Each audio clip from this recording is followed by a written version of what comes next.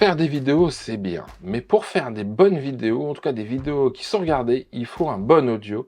Et aujourd'hui, je vous propose de découvrir un nouveau test de produit pour de l'audio, pour les smartphones. On y va, c'est tout de suite après l'intro.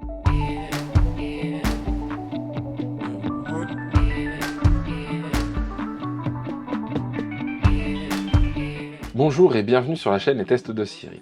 Je suis ravi de vous retrouver et pour une fois, bienvenue aux nouveaux qui découvrent cette chaîne par l'intermédiaire de cette vidéo.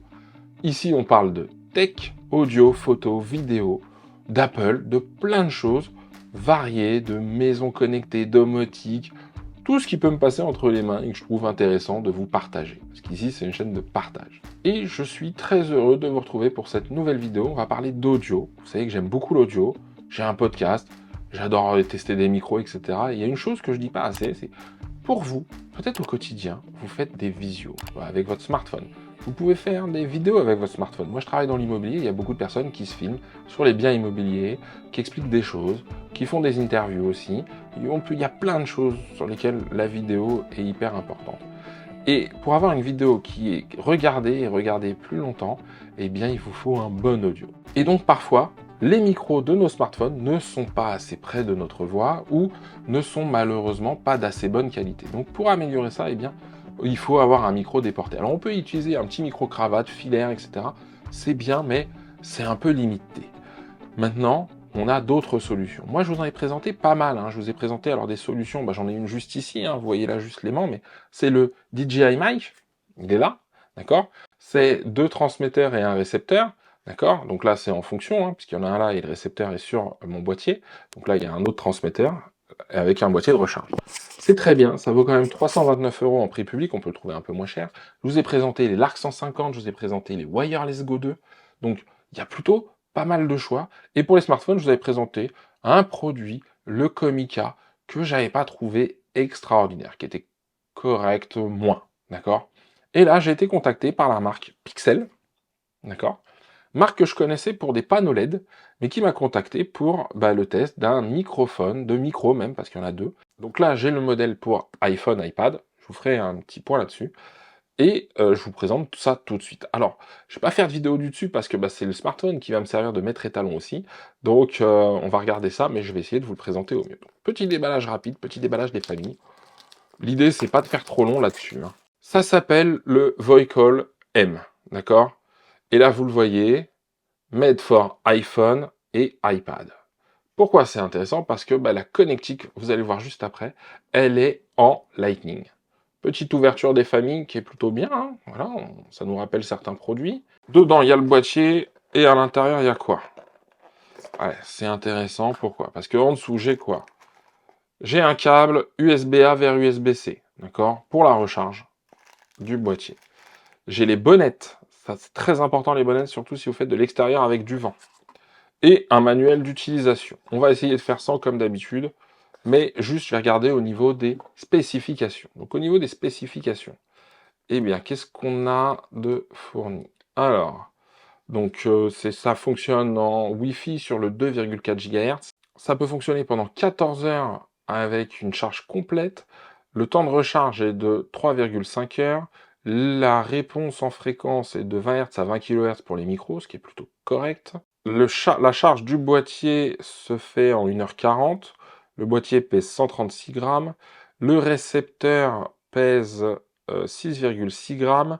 Et les transmetteurs pèsent 22 grammes. Donc c'est assez petit, assez léger.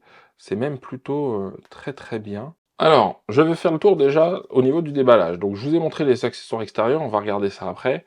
À l'intérieur de la boîte. Alors l'extérieur de la boîte, on va commencer ici. Donc il n'y a que ce côté-là qui est intéressant. Pourquoi? Il y a un bouton ici, si j'appuie dessus, il y a une LED.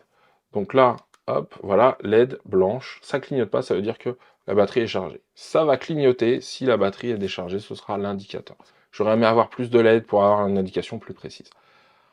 À l'intérieur, donc là à l'extérieur, il y a un petit logo Pixel, c'est vraiment très sommaire, très simple.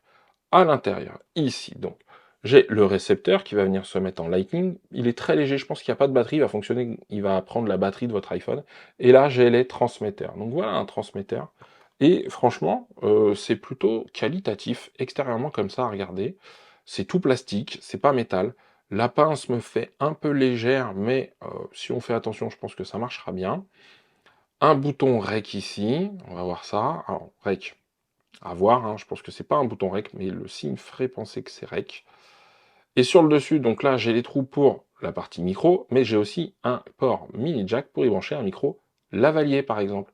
Donc, ce qui est bien, c'est que je peux l'utiliser soit là, et là, je prends une prise de son direct, soit je le mets un peu plus bas, je fais passer un fil avec un micro-cravate pour avoir une captation peut-être de meilleure qualité, il n'aura que l'effet de transmission. Donc ça, c'est intéressant. Donc j'ai les deux, hop, dès qu'on les met, ça se recharge, hein. Vous voyez ici, il y a des LED, hop, voilà, qui sont allumés. Donc ça marche plutôt bien. Et en haut, il y a un espace pour y mettre un câble. Hop, je pense que là, voilà, vous allez voir. Donc ça aussi, c'est plutôt intéressant. Comme ça, dans la boîte, j'ai tout. La boîte se ferme juste par magnétisme. C'est un peu léger. Bon, voilà. C'est de l'USB-C pour recharger, donc ça, c'est cool. Je fais un point sur les bonnettes. Pourquoi? Parce que les bonnettes, je vous l'avais vu, dans les accessoires sont fournis. Ça, c'est toujours bien que ce soit fourni. J'en prends une. Je vais regarder comment elles se mettent. Et vu comme c'est fait, je vais regarder un petit peu. Mais je pense avoir une petite petit bémol, hein, un petit doute, par rapport aux bonnettes. Ouais, c'est ce que je me disais. Il n'y a pas de clips, il n'y a pas de fixation de clips. Donc la bonnette, hein, on va la mettre là, sur le haut du micro, hein, sur la partie micro, et donc on va venir la mettre comme ça. C'est bien, mais, hein, je vais mettre un mais, si je tire trop dessus, s'il y a du vent, vous voyez, ça commence à se défaire. Alors, je ne veux pas le faire tomber exprès, hein, mais la partie pression, elle n'est pas si forte que ça. Quelque chose qui est clipsé, ça c'est un petit peu mieux. Mais quand je vous donnerai le prix à la fin, ça peut expliquer aussi. Donc voilà, pas faire beaucoup plus long, hein, sur cette partie-là. Ce que je vais faire, c'est que je vais l'installer et je vais filmer avec 100 pour que vous fassiez une idée de la qualité du son par rapport à ce qui est fourni. Maintenant, ce qui est intéressant, c'est qu'il y a un mode réduction de bruit sur ces micros, donc ça c'est vraiment le petit plus. C'est-à-dire qu'il n'y a pas de réglage de gain, j'ai pas vu ça, donc c'est un gain automatique, à voir en fonction des situations, ou alors ils sont très confiants dans ce qu'ils proposent, mais il y a ce côté-là, et ça c'est pas à négliger, parce que si vous êtes en extérieur, qu'il y a un bruit de vent ou de souffle, ou un bruit de circulation, si vous pouvez l'atténuer, c'est toujours bon à prendre. Donc moi, je vais simuler ce bruit-là, on verra après comment ça l'atténue ou pas. J'ai mis le récepteur ici. Donc je suis allé dans mon application, c'est Filmic. Il a bien reconnu tout de suite, il me propose Pixel Vocal M Wireless Mic, donc directement dedans. Je suis à 0 parce que j'ai pas encore allumé celui-là, donc je vais allumer. Donc là, en allumant, il y a un petit côté bleu. Et ouais. Donc là, bleu fixe, ça veut dire que ici, hein, je ne sais pas si vous voyez, il y a une LED bleu fixe. Ça veut dire que c'est appairé. Et oui, c'est ce qu'on voit. Ça marche plutôt bien. Quand j'appuie une fois, je mute. Donc là, LED passe au rouge. Je rappuie dessus, ça repasse au bleu. Donc ça, c'est bien. Double clic, je passe en violet. Là, j'ai activé la réduction de bruit. Maintenant, ce que je vais vous proposer, c'est qu'on regarde ça dans le test que je vais faire. Je vais me mettre en autoportrait. On va faire un truc un peu bien, hein. Voilà, bienvenue sur la chaîne Les Tests de Cyril. Abonnez-vous, c'est important. Là, c'est un test avec le micro interne de l'iPhone. Donc là, je viens de brancher le Pixel. Là, je viens de de mettre en route l'émetteur. Donc là, je vais m'enregistrer, mais pas avec le même son, avec le son donc du Pixel. Je vais le mettre à l'endroit où je le mettrai normalement. Il serait là, hein, normalement, donc. Bonjour, bienvenue sur la chaîne Les Tests de Cyril. Abonnez-vous, c'est important. Voilà, c'est un test avec le Vocal M de la marque Pixel. Et c'est sans la réduction de bruit. Déjà, avant de mettre la réduction de bruit, ce que je vais faire, c'est que, je vais laisser un silence pour voir un petit peu. Et je vais pousser le gain certainement lors de la vidéo, lors du montage, pour voir la différence.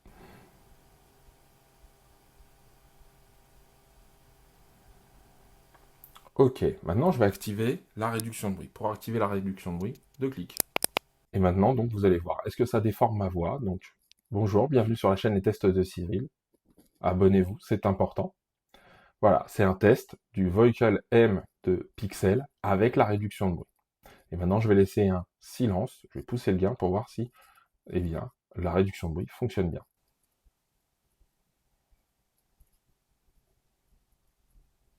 ce que j'ai pas essayé et ce que je vais pas pouvoir essayer là, c'est la distance. Mais moi, je vous conseille de jamais très très loin et surtout qu'il n'y ait pas d'obstacle entre votre émetteur et votre récepteur. Le test ne serait pas complet si je l'utilisais pas avec un micro-cravate.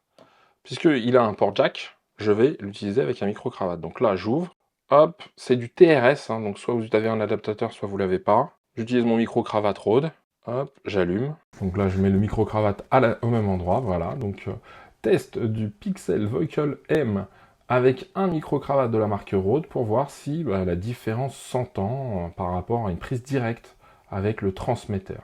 Et ce que je vais faire maintenant, c'est que là, c'est sans la réduction de bruit. Et là, maintenant, je vais mettre la réduction de bruit.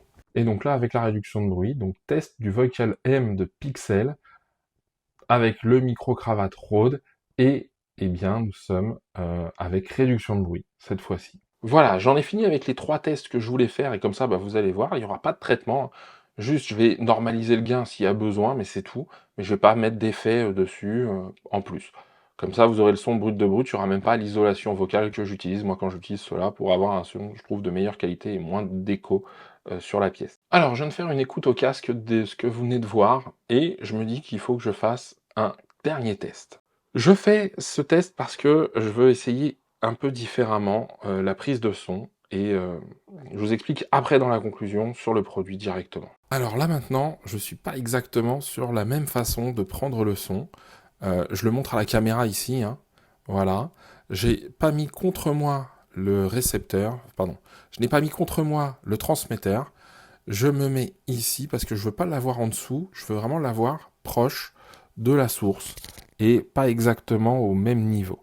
Et on va voir si on entend une différence parce que ça peut être intéressant de regarder ça. Et je le fais maintenant. Là, c'est sans réduction de bruit, mais maintenant je vais le faire avec la réduction de bruit. Voilà, la réduction de bruit vient de passer. Et voilà ce que ça peut donner. Donc, je le fais parce que je me suis rendu compte de ça à l'écoute au casque. Maintenant, on va clore sur ce produit et je me mets face caméra.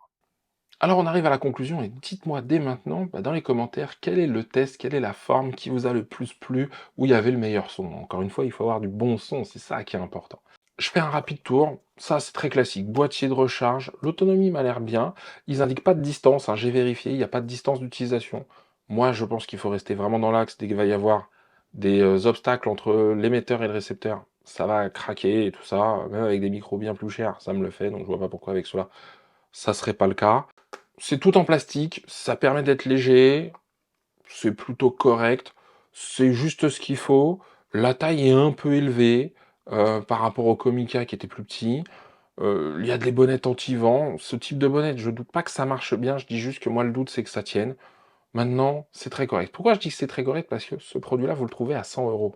C'est pas 200, c'est pas 180 comme ceux que j'avais pu vous présenter, c'est pas 250, 300, 330 entre les Wireless Go 2 et les DJI Mic, non, c'est 100 €. Alors, 100 €, on peut être un peu moins exigeant quand même. Maintenant, au niveau du son. Alors, il y a une amélioration, d'accord? Il y a moins de réverbération de la pièce. C'est des micros omnidirectionnels, mais il y a moins la réverbération. Maintenant, quand il est contre moi, je trouve que le son est un peu étouffé. Donc, ça méritera d'être retravaillé en post-production. On ne pourra pas l'utiliser directement comme ça. Là, celui-là, moi, je ne vais pas le retravailler plus que ça en post-production. Donc, quand ça vient des DJI Mic. Maintenant, vous avez vu, la réduction de bruit marche très bien. Je l'entends, hein. Dès que je passe, moi, à l'écoute, j'entends que je n'ai plus le bruit de fond. Mais ça dégrade un peu la voix, d'accord? Donc, il faut choisir. Je vous invite à pas la mettre s'il y a un bruit de fond qui est pas énorme, s'il y a un bruit de fond, vous n'êtes pas loin d'une route, un bruit sourd, machin, etc. Mettez-le en route parce que vous savez que sinon on vous entendra pas. Ça, c'est sûr que ça jouera. Ou alors, faites une prise sans et avec pour pouvoir vous laisser la latitude de le faire lors du montage. Ça peut être intéressant. Maintenant, si vous êtes lors d'un live, un truc comme ça, c'est à garder. Donc, pour 100 €, c'est correct sans plus, d'accord? Très bonne autonomie, 3,5 heures par stick, ça fait 7 heures les deux émetteurs, en fait, donc c'est plutôt bien. On peut recharger 3 à 4 fois avec le boîtier, donc on imagine qu'on arrive à environ 14 heures multiplié par 2. Si on est tout seul, ça fait 28 heures, donc 28 heures d'enregistrement, c'est quand même pas mal. À prendre avec des pincettes. Si je suis en interview, ça monte à 14 heures avec des pauses de recharge. Donc ça, c'est peut-être le côté un peu plus ennuyeux, mais déjà, une interview de 3h30, c'est plutôt pas mal. Voilà, je ne veux pas faire trop long, parce qu'encore une fois, l'objectif, c'est que vous fassiez une idée correcte. Maintenant, j'attire votre point sur une chose. Parce que moi, je me suis fait la réflexion. Je l'ai pris pour mon iPhone, donc c'est du Lightning. Petit souci, c'est que si je change au prochain iPhone, et que mon prochain iPhone est un iPhone 15, et peut-être que l'iPhone 15 aura l'USB-C, et ben ce produit-là, je pourrais plus l'utiliser. Sauf si j'ai un iPad qui a du Lightning, mais les derniers iPads passent plutôt à l'USB-C. Donc déjà là, j'ai pas la compatibilité entre un iPad en USB-C et un iPhone en Lightning. Alors on pourra peut-être essayer des adaptateurs, mais ça va venir agrandir les choses, etc. Je suis moyennement convaincu. Donc réfléchissez bien quand vous l'achetez à la connectique, parce que c'est tout bête, mais ça fait partie des choses qu'il faut regarder. Donc c'est tout bête, mais c'est des choses auxquelles il faut faire très attention. Je vous invite à me dire dans les commentaires votre avis sur ce produit. Moi j'étais ravi, merci à la marque Pixel de m'avoir fait confiance pour faire une revue et surtout de m'avoir laissé la liberté d'en dire ce que j'en pense. Mais encore une fois, 100 €, faut pas oublier de mettre le prix face au produit. Souvent, des prix plus élevés augmentent la qualité. En audio, ça se vérifie quand même assez fréquemment. De temps en temps, on peut avoir des pépites pas chères, mais c'est quand même assez rare. C'est le premier que j'utilise sous la barre des 100 €. Donc, c'est un bel effort de la marque. Si cette vidéo vous a plu, vous a intéressé, vous a apporté une info que vous connaissiez pas, pensez à la liker, à vous abonner, à activer la cloche. Ici, on parle de tech, audio, photo, vidéo, d'Apple et de plein d'autres choses. Donc moi, ça me fait plaisir d'échanger et de partager avec vous sur cette thématique. Il me reste à vous donner rendez-vous la semaine prochaine pour un nouveau test, et d'ici là, prenez soin de vous.